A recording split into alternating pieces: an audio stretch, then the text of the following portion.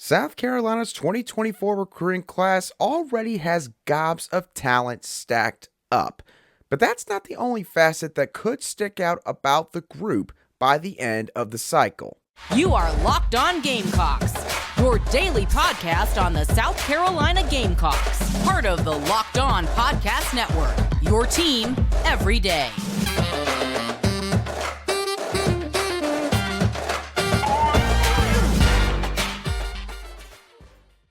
Hello, Gamecock Nation, and welcome back to the Locked On Gamecocks podcast, your show for the latest headlines and potential storylines on South Carolina Gamecock athletics. I'm Andrew Lyon, the host of this podcast, and also a staff writer for Gamecocks Digest over on SI.com.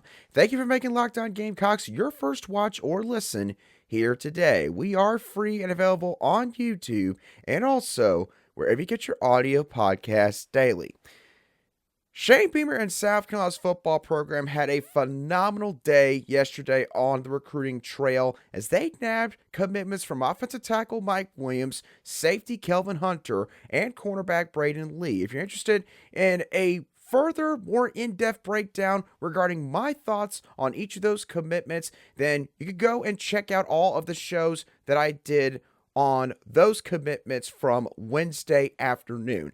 But for today's show, I want to take more of a big picture look at South Carolina's 2024 recruiting class, and more specifically, the way that it could end up being constructed by the end of the cycle, because with who the Gamecocks have already gotten in the class and who they could wind up getting by the end of the cycle, it's not just the talent that could be impressive about this group, but also the balance that this group could have. Let's start on the offensive side of the ball. When it comes to college football recruiting, every single cycle, most of the big-time football programs are getting one solid quarterback every single year.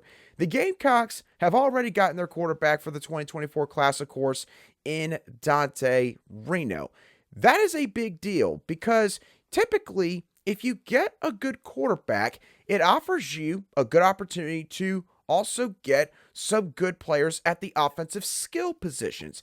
And while this group overall is still formulating for South Carolina, it could be quite the impressive haul by the end of this cycle. The Gamecocks have already nabbed commitments from in-state wide receiver Mazeo Bennett and Georgia native Michael Smith at the tight end position. At wide receiver, the Gamecocks still have a few targets that they are pursuing here and that have visited Columbia in recent weeks and months.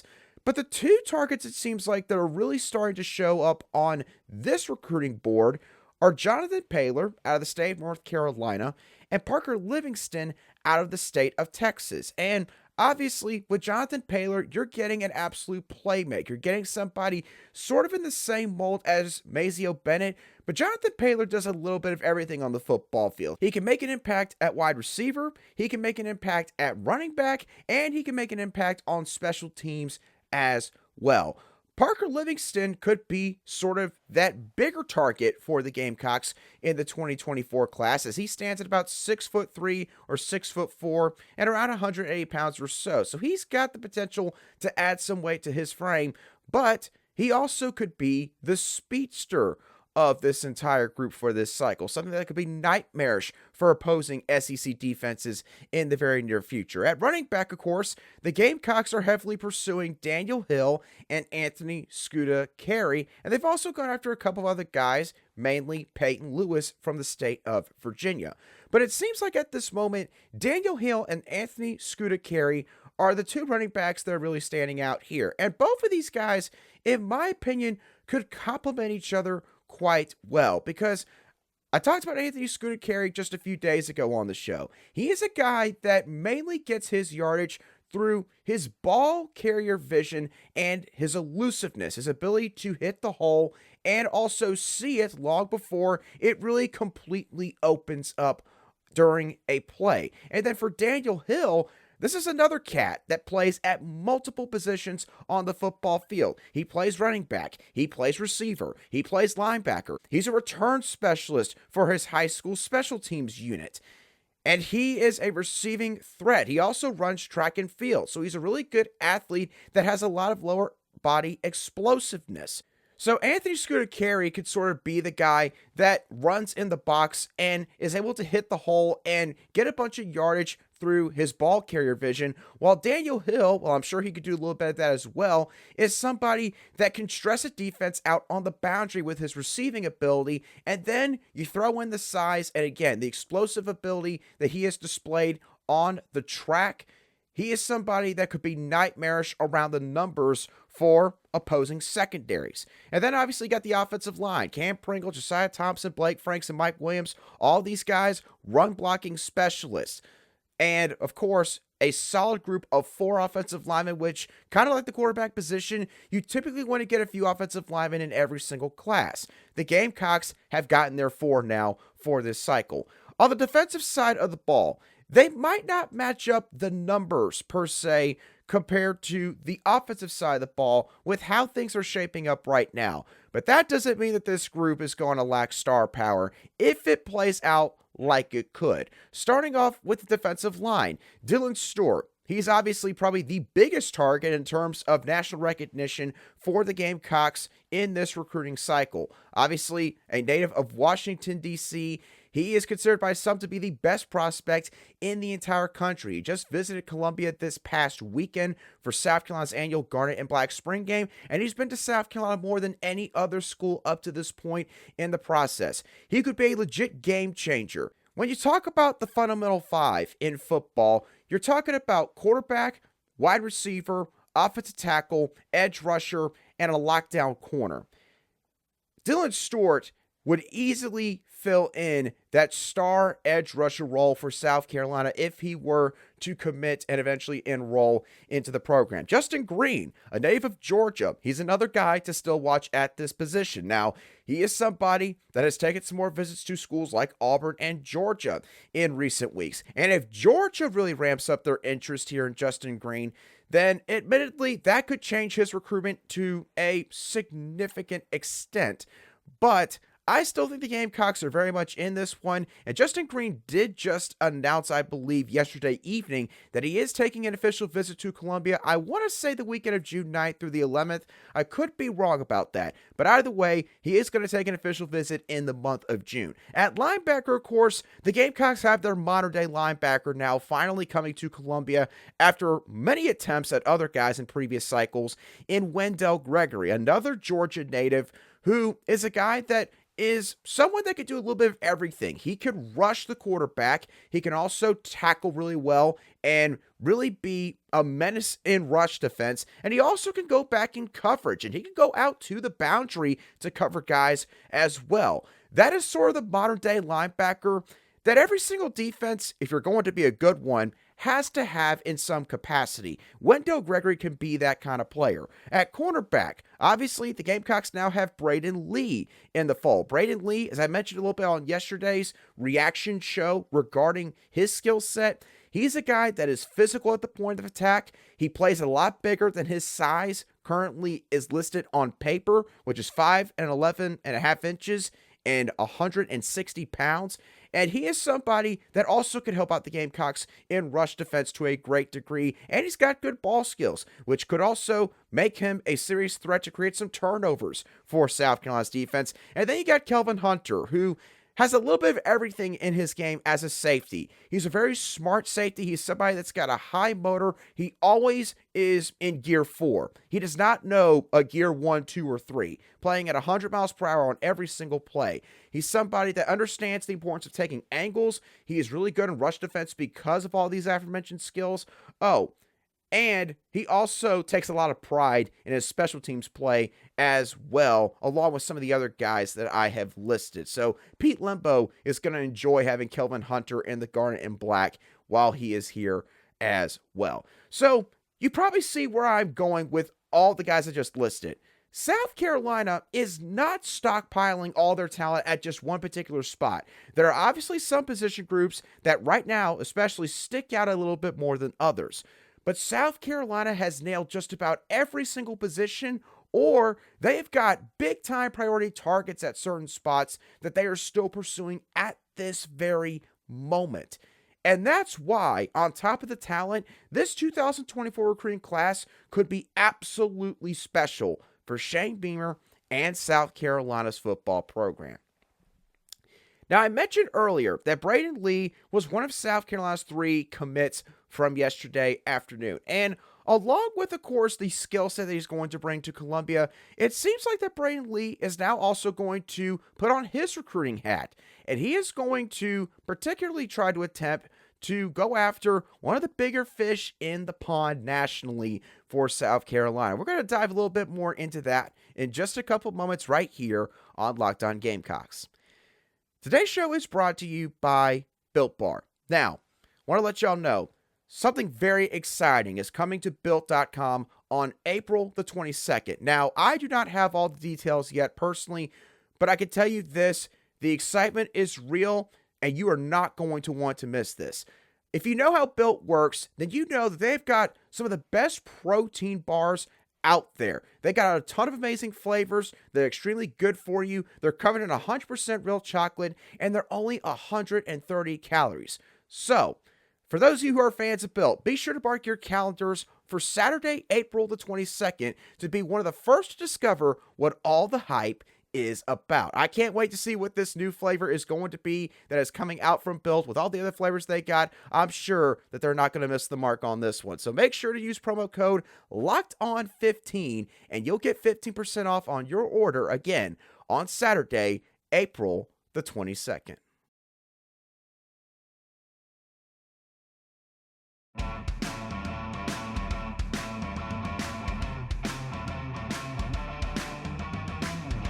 Welcome back to this Thursday edition of the Locked On Gamecocks podcast, where we cover your South Carolina Gamecocks every single day.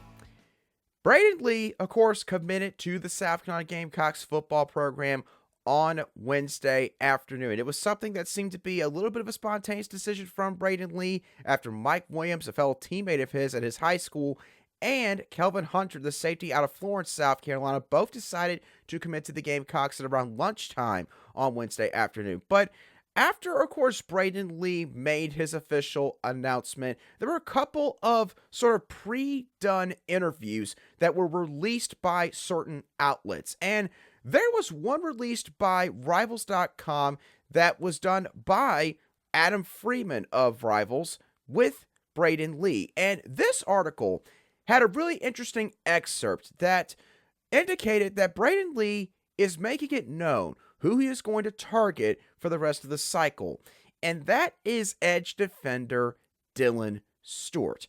Here is the quote that Braydon Lee gave to Rivals.com's Adam Freeman. Quote, "We have to lock in Dylan Stewart. That's my guy right there. That's my boy. I know he loves it, but he's going to take his time. I believe he's going to make the best decision. But for right now, he's at the top of my recruiting board." And Braydon Lee also happened to post something to Twitter on Wednesday afternoon, which seems to indicate that he's already, again, putting on his recruiting hat for the Gamecocks, as he tweeted at Dylan Stewart on Twitter and said, "A great DB always has a great rusher. All I'm saying."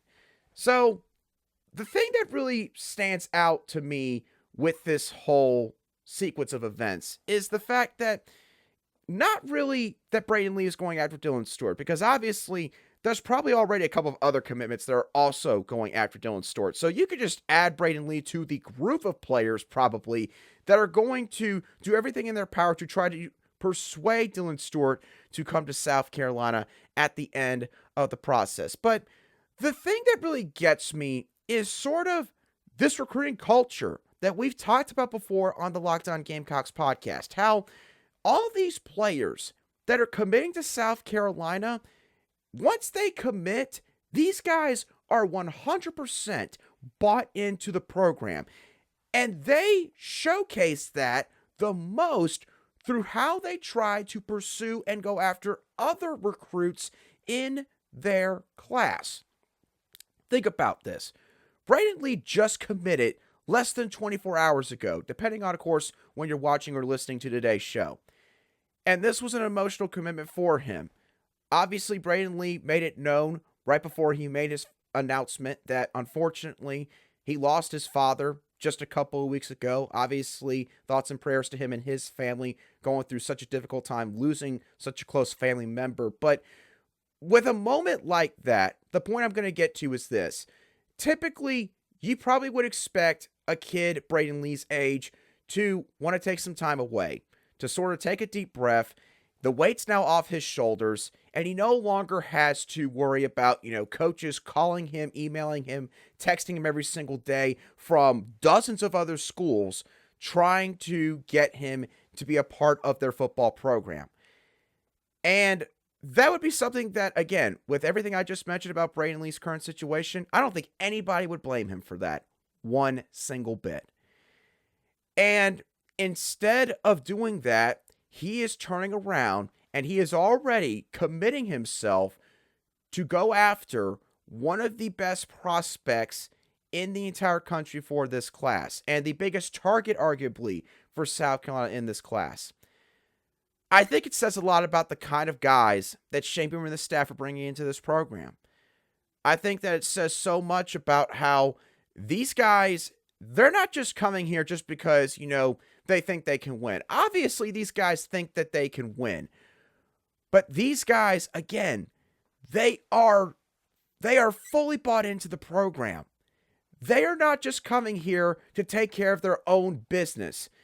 They want to make this program even better than it is right now. And for all these guys, it really seems like that they care a lot about leaving their mark, whether it is through the recruiting class that's being formulated, and then, of course, how they play on the field once they arrive in Columbia, the relationships that they form with the guys in the locker room, or all the above. You name it. And these are 16, 17, 18-year-old kids that are doing this. And, it kind of goes back to what I mentioned earlier. I talk about, of course, the talent that this 2024 class could have. And in the first segment of the show today, I talked about the balance it could have. But the other thing that is just so impressive about this class, that makes this class a little bit different than probably the previous 8 to 10 classes we can think of off the top of our heads, is how much these guys are so bought in that they are going after anybody and everybody who is interested in South Carolina's football program. These guys care. They absolutely care. And this is why I think, slowly but surely, everyone across the country is taking notice of what's going on in Columbia. Because, again, I don't think you see this pretty much anywhere else in college football. That's not to say there aren't other guys that try to recruit other players to come to their program that they're going to play for in the near future. I know that goes on probably just about everywhere. But you find another school that's got a group like this that is so committed to bringing in some of the best talent in the country, bringing in some of their guys from their state to come and play with them at their college stop. I don't think you're going to find anybody, even the blue bloods in this sport, quote unquote. I don't think a single one of them could point to having such a great culture in terms of the players that are being brought in by the staff like South Carolina can. All right, now for the final little bit of today's show, let's kick it on over to South Carolina baseball, as the Gamecocks are going to be back at home this week to take on the Florida Gators. And we're looking at the Florida Gators stats and sort of the roster that they have coming into this series. My main take on this 3-game stretch is this. For the first time all season, the Gamecocks are going to face a batting lineup that is almost identical to theirs. One that is quite formidable. Now, LSU's batting lineup when they came a couple weeks back was also quite formidable. In my opinion, at least from a power standpoint though, LSU's batting lineup was a little bit top-heavy. That is not the case with the Florida Gators. The Gators possess a lot of power in their batting lineup. As a team, Florida has hit 82 home runs this season. 4 of their starters have hit 9 home runs or more. That's quite similar to what the Gamecocks have with the group of Ethan Petrie, Gavin Casas, Cole Messina, and say a Braylon Wimmer, or if you want to throw in a Dylan Brewer. The Florida Gators are sort of built the same way. And this group of Gator batters that possess so much power behind their bat are led by Jack Caglianone, who is the most dangerous hitter on the Gators squad and potentially in the entire SEC. Jack is batting .382 at the plate at this point in the season. He has hit 22 home runs and batted in 58 runs total. Florida's lineup also has some guys that have really good plate discipline, so they got a little bit of a mixture here. 4 of their everyday starters have either dropped more walks than strikeouts or have the same amount in both categories. So, some of these guys, they swing at a lot of pitches because they trust that they're going to be able to hit the ball out of the yard, and they strike out a lot. But there's also some other guys, kind of like South Carolina in the case of maybe an Evan Stone or a Carson Hornung, that know how to draw a walk and get on base. Talmadge LeCroy also is another one that you could put into that group for the Gamecocks as well. So, my overall synopsis with South Carolina's matchup against the Gators batting lineup. This is not a series where the Gamecocks pitching staff can miss pitches over the heart of the plate. You just cannot. If you do, Florida is going to make you pay for it because they will hit that ball and you likely will not be able to pinpoint exactly where it lands. They are that good of a team at the plate. So, South Carolina's pitching staff, they probably are going to want to use some more breaking balls this weekend. Try to keep the Gators batters off balance. Try to keep these guys guessing a little bit. Try to get some of their power hitters to chase and say, listen, if we walk you, fine. I mean, don't be too scared to where you walk them almost every single time, but you can live with the walk. You don't want to have to swallow the fact that you just gave up maybe a 3-run homer to a couple of these guys within 3 or 4 innings. You don't want something like that to unfold. Now, when looking at Florida's pitching staff, the Gators have a lot of guys that they trust to go out on the mound and throw strikes. But they do not have many pitchers that are reliable in terms of not allowing base runners. Out of the pitchers who have made 8 or more appearances for the Gators this season, that specific group of pitchers has a 5.55 ERA and a strikeout to walk ratio of 2.59, which in layman's terms is okay. The latter number, that is. That is not exactly, though, great for a top 5 college baseball team. There's not really any guys out of this entire staff that stands out, honestly. So, for South Carolina, when you are at the plate, take advantage of the pitches that they throw to you. Let your approach put you in the perfect situation. Because for the Gamecocks, if you're going to get strikes thrown over the plate, once you adjust to these pitchers after about the first inning or 2 of these games, then the Gamecocks can clobber the Florida Gators, which obviously probably means that they might adjust their own pitching approach as a team this weekend. But, again, the Gamecocks have also proven that they have the ability to draw a bunch of walks as a team in certain games. South Carolina is very dangerous in both of those aspects. So what are my final thoughts on this series? What do I think is going to happen?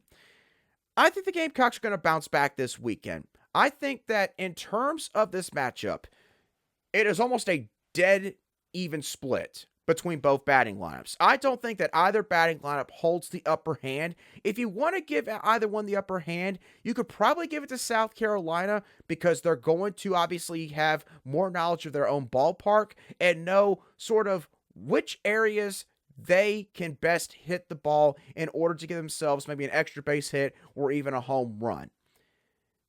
So you might be able to give the slight edge there to South Carolina. In my opinion, what's going to make the difference this weekend is the pitching staff. These numbers from Florida's pitching staff do not impress me in the slightest bit. It actually shocks me a little bit that Florida has gotten this far into the season and they're ranked, I think, 3rd in the country overall, yet their pitching staff has an ERA of 5.55, at least the ones that have made more appearances than the rest of them and have allowed so many base runners, collectively speaking.